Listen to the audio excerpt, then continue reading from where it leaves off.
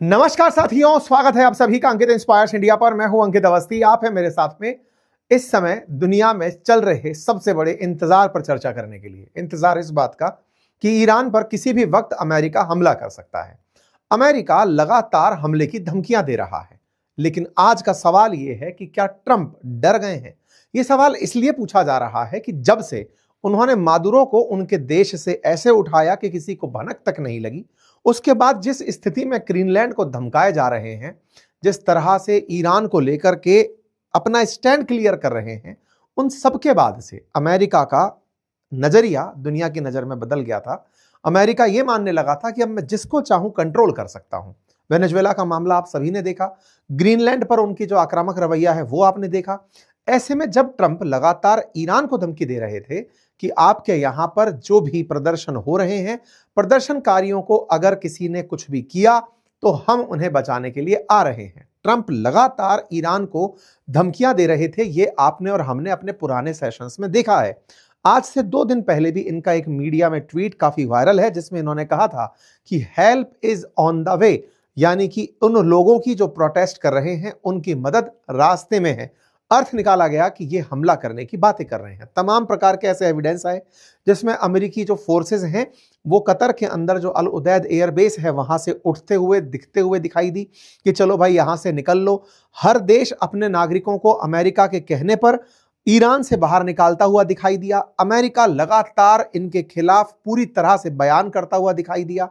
और तो और ईरान के जो पूर्व राजा रहे हैं उनके बेटे रजा पहलवी इस समय पर पूरी तरह से लोगों को मोटिवेट कर रहे हैं कि चिंता मत करो प्रोटेस्टर्स, आपके ऊपर अमेरिका ने नजर बनाए हुए है, कुछ भी होने नहीं देंगे, आप प्रोटेस्ट करते रहिए, हम आपके साथ हैं। और इसी के चलते, अमेरिका के समर्थन के चलते ईरान में जो खमेनेई के खिलाफ जनता है वो सड़कों पर काफी तेजी से उतरी हुई है और वो लगातार फ्री ईरान करके डिमांड कर रही है। और तो और उन प्रोटेस्टर्स को ईरान की सत्तारूढ़ पार्टी के द्वारा निशाना बनाया गया, जिससे लगभग 12,000 लोगों के मारे जाने की सुर्खियां हैं। हालांकि ये नंबर अलग अलग जगह पर अलग अलग है। अमेरिका खुद इन्हें 800 से 2,000 मानता है, इजराइल इन्हें 5,000 मानता है, लेकिन कुछ लोगों का कहना है कि ईरान ने लगभग 12,000 प्रदर्शनकारियों को गोली मार दी। इसके बाद ही ट्रंप से अपेक्षा की जा रही थी कि प्रदर्शनकारियों को बचाने के लिए ये आएंगे, और यही कारण था कि तमाम प्रकार की ईरान से जाने वाली फ्लाइट्स रोक दी गई थी। हमारे अपने नागरिकों को वहां से निकलने की हिदायत दे दी थी। सुर्खियां तो ये तक थी कि भारतीय जो वहां फंसे हुए हैं उनको निकालने के तमाम प्रयास कर रहा है। यूके, इंडिया, इटली, स्पेन अपने सिटीजन्स को वहां से तत्काल प्रभाव से छोड़ने का आह्वान कर रहे हैं। हम अपने जो नागरिक हैं उन्हें ईरान से निकलवा रहे हैं कि कहीं ऐसा ना हो कि प्रदर्शनकारियों के बीच में आप भी चपेट में आ जाएं। 5,000 से ज्यादा ऑलरेडी मारे जा चुके हैं। और तो और अगर अमेरिका ईरान पर हमला करने आए तो कहीं आप भी उस निशाने पर ना हो, इसलिए आप वहां से निकलिए। इन तमाम चीजों के बीच में अभी सुर्खी ये निकल कर आती है कि ट्रंप ने ईरान को फोन करके कहा कि वो हमला नहीं कर रहे हैं। यह जानकारी ईरान के राजदूत जो पाकिस्तान में तैनात हैं उन्होंने बताया कि परसों ही रात को ट्रंप का कॉल आ गया था तेहरान में, और उन्होंने कहा कि यदि आप लोग प्रदर्शनकारियों के ऊपर अत्याचार बंद करते हैं और जो फांसी देने का प्लानिंग कर रहे थे उसे रोक देते हैं तो मैं आप पर हमला नहीं करूंगा। बस ऐसा कहते हुए हेडलाइंस बाहर आती हैं कि भाई ईरान के एनवॉय ने कह दिया है कि अमेरिका हमला नहीं करेगा। इसके तुरंत बाद एयरलाइंस के लिए वो नो फ्लाई जोन बंद कर दिया जाता है, यानी खोल दिया जाता है। तमाम प्रकार के अपडेट्स आने लगते हैं। सवाल बनता है कि ट्रंप ने अचानक हमले की मना कैसे कर दिया, और ये कैसे लग रहा है कि हमला नहीं होगा, क्या वो कारण हो सकते हैं। आज के सेशन में हम चर्चा इस बात की करेंगे जो अमेरिका पूरी दुनिया को बता चुका था कि वो ईरान पर हमला करने जा रहा है। सब तरफ से वर्ल्ड वाइड तैयारियां हो गई थी, बाजार में तेल की कीमतें बढ़ गई थी, अस्थिरता चरम पर थी, और इस बीच में अमेरिका ही ईरान को फोन करके कह देता है कि हम आप पर हमला करने की प्लानिंग नहीं कर रहे हैं। इसके क्या मतलब निकाले जाएं, और क्या वाकई में अमेरिका पीछे हट गया है? आइए इसका विश्लेषण करते हैं। सबसे पहला पॉइंट नंबर 1 उठाते हैं कि अमेरिकी हमले की जानकारी ईरान को स्पष्ट रूप से पहले से ही दी जा रही थी, और ट्रंप ने कहा कि उनको महत्वपूर्ण स्रोतों से आश्वासन जब से मिला है कि आप लोग फांसी नहीं दे रहे हो, हम आप पर हमला नहीं करेंगे। ऐसे में यूएस की जो ट्रुप्स कतर छोड़ करके जा रही थी वो वापस लौटना शुरू हो जाती हैं। हेडलाइंस बनती हैं यूएस की जो ट्रुप्स कतर, मैं वापस से याद दिला दूं, वही यही अल उदैद है जिस पर ईरान ने हमले करने की कहा था कि अगर अमेरिका ने हम पर हमला किया तो हम कतर में, सऊदी में, जहां जहां पर भी अमेरिकी ठिकाने हैं उन सबको नुकसान पहुंचाएंगे। इतना ही नहीं, ईरान ने अपना एयर स्पेस वापस से खोल दिया है। तो सबसे बड़ा सवाल यही बना कि क्या अमेरिका पीछे हट गया है? क्या अमेरिका ने इनके सहयोगी देशों की वजह से या ईरान की तरफ से कोई प्रेशर टेक्निक अपनाई गई जिससे पीछे हट गया है? यह सवाल इसलिए बड़ा हो रहा है क्योंकि आप सभी को मैंने पिछले लेक्चर में भी एक जानकारी दी थी और कहा था कि गल्फ कंट्री लगातार अमेरिका से रिक्वेस्ट कर रहे हैं कि प्लीज आप ईरान पर कोई एक्शन मत लीजिएगा। गल्फ कंट्रीज बार बार ट्रंप को चेता रहे हैं कि सर अभी माहौल सही नहीं है, अगर आपने ईरान पर कोई भी एक्शन लिया तो पूरी तरह से अस्थिरता पनप जाएगी, क्योंकि ईरान की लोकेशन स्ट्रेट ऑफ हॉर्मुज पर बैठी है। अगर गल्फ काउंसिल के मेंबर्स जो राष्ट्र हैं वो कोई भी एक्सपोर्ट करना चाहते हैं तो वो स्ट्रेट ऑफ हॉर्मुज से होकर होता है। अगर ईरान पर हमला होता है तो स्ट्रेट ऑफ हॉर्मुज पूरी तरह बाधित होगी और उसके बाधित होने से एक्सपोर्ट बाधित होगा। और ऐसा पहले भी हुआ है। ईरान ऐसी चालबाजी चलता है कि वो अपने सहयोगियों को यमन से, सीरिया से, इराक से बोलकर दुनिया में अशांति फैला सकता है। ईरान उतना कमजोर नहीं है जितना वेनेजुएला था, उसको वैसे एस्टिमेट ना करें। यह जब आसपास के देशों के द्वारा ट्रंप को सूचित किया गया, कहा गया कि सऊदी ने तो बकायदा लॉबिंग की है अमेरिका में कि साहब आप समझिए, पिछली बार भी जब आप लोगों ने ड्रोन स्ट्राइक करवाई थी तब भी हमारा प्रोडक्शन रुक गया था। ईरान ने इसी क्रोनोलॉजी में कतर को और सऊदी को ये अपनी तरफ से इन्फॉर्म कर दिया था कि अगर हम पर हमला होता है, ये कल की ही खबर है, अगर अमेरिका हम पर हमला करता है तो मैं आप लोगों को निशाना बनाऊंगा, मुझे कोई मतलब नहीं है। क्योंकि जो गल्फ कॉपरेशन काउंसिल है GCC, उसके 6 की 6 सदस्य प्रो अमेरिकी देश हैं। और ऐसे में अमेरिका को यह संदेश दे देना कि आप अगर किसी भी प्रकार से कोई भी हमला प्लान करते हैं तो आप याद रखिएगा आपके सहयोगियों को मैं गिन गिन कर, चुन चुन कर निशाना बनाऊंगा। यह खबर अपने आप में बड़ी खबर बनती है। मेरे प्यारे साथियों, जैसा आप जानते हैं कि ईरान जिस पर्शियन गल्फ में जुड़ा है वहां पर स्ट्रेट ऑफ हॉर्मुज है, और स्ट्रेट ऑफ हॉर्मुज जो है उसके साथ साथ ये अन्य देश जो दक्षिण की तरफ जुड़े हुए हैं, Qatar, Bahrain, Kuwait, Saudi, UAE, Gulf का country UAE, Saudi Arabia, Oman, Qatar, ये सब वो देश हैं जो कि अमेरिका के साथ अच्छे व्यवहार रखते हैं। और ईरान इन सब को टारगेट बनाने की धमकी दे चुका है कि अगर तुमने किसी ने भी यहां पर अमेरिका को हम पर हमला करने दिया तो हम अमेरिका तक नहीं जाएंगे, हम तुम पर आएंगे। और ईरान ने जो ये टेक्निक अपनाई, इसके चलते ही सऊदी तुरंत पहुंचा अमेरिका के पास, लॉबिंग वही जो पाकिस्तानियों ने की थी ऑपरेशन सिंदूर के समय, 44 टाइम कॉल करके कि हे अमेरिका हमें बचा लो, बिल्कुल वैसे ही इन लोगों ने लॉबिंग की। और लॉबिंग के माध्यम से ये लोग अमेरिका तक पहुंचते हैं, कहते हैं सर आप ईरान पर फैसला करने जा रहे हो, समझ में आता है, लेकिन इससे जो सबसे ज्यादा मुसीबत खड़ी हो रही है वो सऊदी की हो रही है। बोले क्यों? बोले सऊदी अभी दुनिया के लिए खुला है, लोग अपने निवेश के लिए आ रहे हैं। ये वो क्षेत्र है जिसे लोग स्थिर मानते हैं, यहां पर कोई युद्ध नहीं है, किसी प्रकार का निवेश को संकट नहीं है। अगर ईरान में अस्थिरता आती है तो निवेशक ना तो दुबई आएंगे, ना आबू धाबी आएंगे, ना कतर के दोहा आएंगे, ना सऊदी के अंदर आएंगे, कहीं पर भी निवेशक नहीं आएंगे। इससे हमें बहुत दिक्कत हो जाएगी। सर रोकिए, आप ईरान पर कोई एक्शन मत लीजिए। स्ट्रेट ऑफ हॉर्मुज ईरान कभी भी बाधित कर सकता है, पूरी दुनिया का तेल प्रभावित हो सकता है। यहां से अगर रास्ता इसने बैन कर दिया तो एशिया के 82% ऑयल की जरूरत इस रास्ते से पूरा होती है। $600 बिलियन का सालाना तेल इस स्ट्रेट ऑफ हॉर्मुज से होकर जाता है। अगर ईरान ने इस रास्ते को बाधित कर दिया तो सर हमारा एक्सपोर्ट रुक जाएगा, आप मारने इसको जाओगे, मर हम जाएंगे। आपसे रिक्वेस्ट है डोनाल्ड ट्रंप, आप भी रुक जाइए। ईरान की धमकियां काम आई और अमेरिका रुक गया। GCC देशों की समझाइश अमेरिका के काम आई, इसी के चलते शायद ये हुआ। अब एक और अपडेट निकल कर आता है और वो ये कि प्रदर्शनकारियों को ईरान के रिवोल्यूशनरी गार्ड अब मारना बंद कर दिए, उसकी जगह इन्होंने तरीका अपनाया। तरीका यह अपनाया, असल मायने में ईरान का बॉर्डर साझा होता है इराक के साथ, और इराक में भी शिया मुसलमान प्रचुरता से पाए जाते हैं। ईरान भी शिया मुसलमानों का गढ़ है। ऐसे में यहां से, इराक से अपने समर्थकों को, या फिर जो ये कहिए कि शिया मिलिशिया हैं, उन्हें बुलाने का ईरान ने आदेश दिया। और हुआ ये कि इराक से बड़ी मात्रा में प्रोटेस्टर्स को खत्म करने के लिए भाड़े के लोग बुलाए गए, और उन भाड़े के लोगों को बुलाने के लिए बकायदा 50 से अधिक बसेस गई, जो ब्लैक शर्ट में लगभग 50-50 लोगों को लेकर आई बॉर्डर एरिया से। वो सब की सब एक जैसे दिख रहे थे। यहां से $600 प्रतिदिन के हिसाब से उन्हें प्रति मंथ के हिसाब से उन्हें लाया गया। ये वो लोग थे जो इराक की खराब अर्थव्यवस्था के चलते बेरोजगार थे और ईरान में जो रेवोल्यूशन हो रहा है, इस्लामिक रेवोल्यूशन, उसको बचाना चाहते थे। ये वो लोग थे जिन्हें अमेरिका से नफरत है। ये वो लोग थे जिन्हें जियोनिस्ट रेजाइम से नफरत है, जो नहीं चाहते कि इजराइल के कहने पर अमेरिका ऐसी हरकतें करे।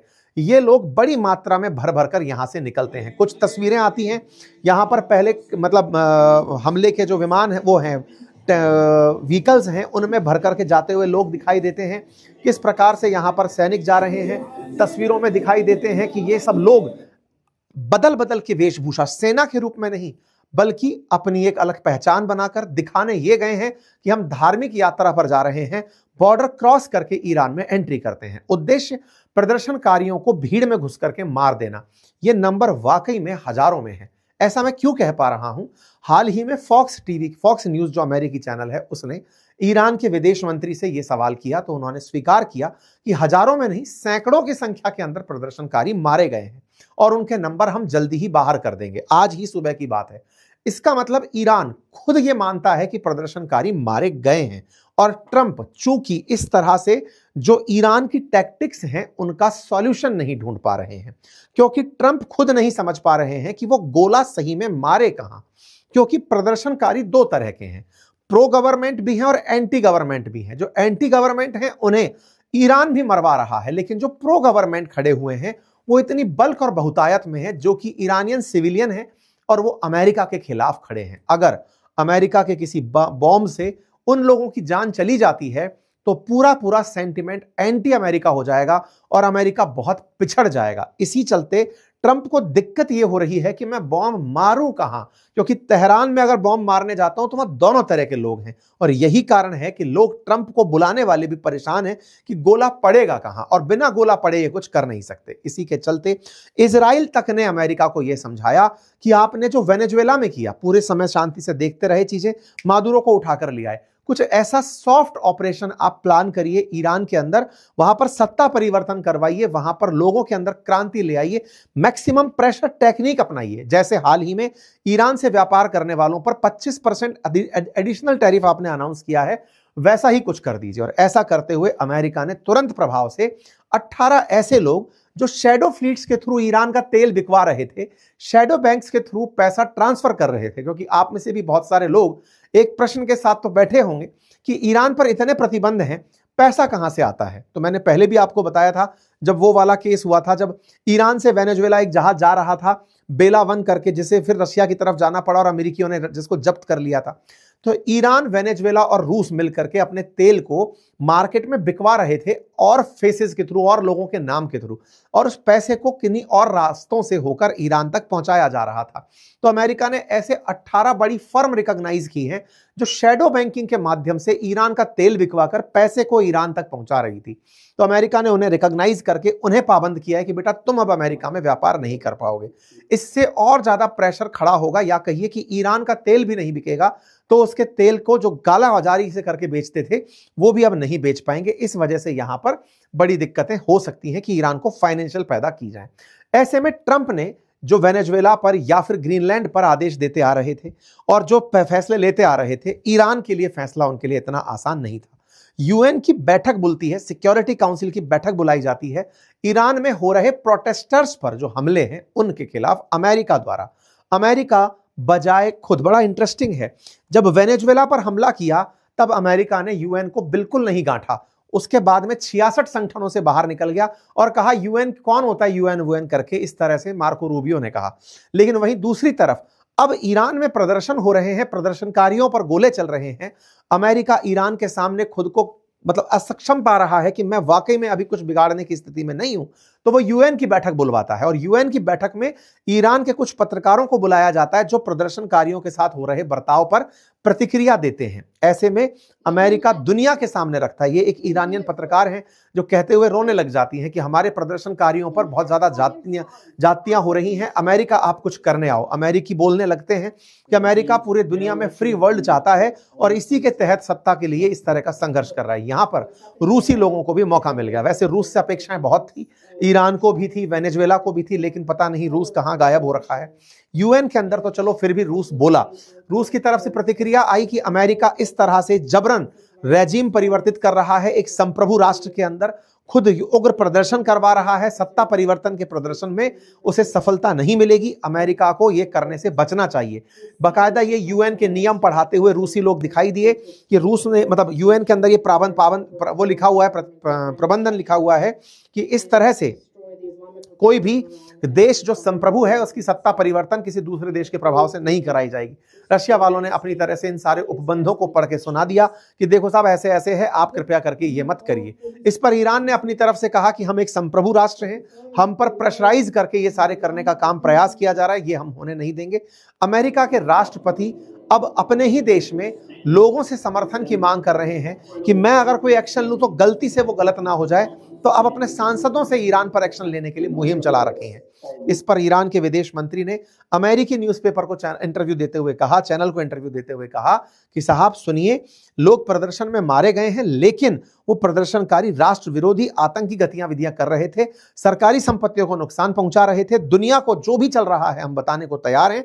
ये जो फेक नैरेटिव फैलाया जा रहा है ईरान के बारे में, ये कतई उचित नहीं है। ये बात पब्लिक के बीच में आती है। फिर इस बीच में पूछने के लिए प्रेस के बीच में, प्रेस सेक्रेटरी के साथ में लोग सवाल जवाब करते हैं कि क्या वाकई में अमेरिका हमला करने की प्लानिंग कर रहा है।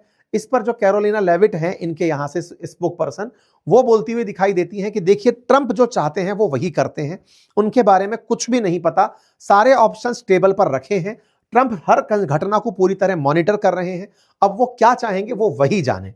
लेकिन ट्रंप के पुराने जानकारों का भी यही कहना है कि ट्रंप अपने आप को अनप्रिडिक्टेबल दिखाना चाहते हैं, कि वो पूरी दुनिया को माहौल बनाकर के भी कि मैं ये कर रहा हूं, लेकिन आप ये कैलकुलेट मत करो कि मैं किस दिन करूंगा। बस इसके साथ वो आगे बढ़ना चाह रहे हैं। जो भी हो, अभी भी अमेरिका के ये जो फाइटर जेट्स को कैरी करने वाले जहाज हैं, ये यात्रा पर निकले हुए हैं टुवर्ड्स ईरान, और ये युद्धपोत सब संभवतया समय लेकर के ईरान पहुंचेंगे, क्योंकि बेसिस के थ्रू हमला करना अमेरिका के लिए मुश्किल है, क्योंकि रिटेलिएशन उन्हीं देशों पर हो सकता है। इसलिए युद्धपोत से होकर ईरान पर हो सकता है आने वाले समय में हमले कराए जाएं। ये था अपडेट, और ये अपडेट आप लोगों के लिए इसलिए लाया गया क्योंकि आप में से भी बहुत सारे साथी कल के हमारे सेशन के बाद लगातार इस इंतजार में थे कि आज हमले की कोई अपडेट क्यों नहीं आई। तो ऐसे में कौन से प्रेशर टैक्टिक्स काम कर गए, और क्या वाकई में ये बादल छट गए? क्योंकि बाजार ने जैसे ही इस मैसेज को सुना कि ट्रंप ने ईरान से बात करके कहा है कि अभी हमले की प्लानिंग नहीं है, कह रहे हैं बाजार में तेल की कीमतों में फिर से गिरावट आई है और बाजार फिर से उठने लगा है। ये खबर इतनी मायने रखती है। बाकी आप लोग इसे कैसे देखते हैं जरूर बताइएगा, और बाजार में अगर आप भी रुचि रखते हैं तो डीमैट अकाउंट बनाइए। जो स्टॉक्स आपको लगते हैं ठीक है, फ्री डीमैट अकाउंट का लिंक कमेंट बॉक्स में दिया है। आप जाकर के अपने लिए स्टॉक मार्केट से ट्रेड करना चाहते हैं, सीखना चाहते हैं, तो हमने प्रॉपर तरीके से आपके लिए कोर्सेज बनाए हुए हैं बातें बाजार की एप्लीकेशन पर, जिसका लिंक कमेंट बॉक्स में पिन है। वहां जाकर के आप हमारे कोर्सेज ले सकते हैं। और अगर आप म्यूचुअल फंड में इन्वेस्ट करना चाहते हैं तो डिटेल म्यूचुअल फंड की जानकारी प्रॉपर तरीके से कि आपके लिए कौन सा सही, कब आपको इन्वेस्ट करना चाहिए, वो भी हमारे एप्लीकेशन पर उपलब्ध है। बातें बाजार की एप्लीकेशन, जिसका लिंक कमेंट बॉक्स में दिया गया है। Thank you so much. अपना ख्याल रखें।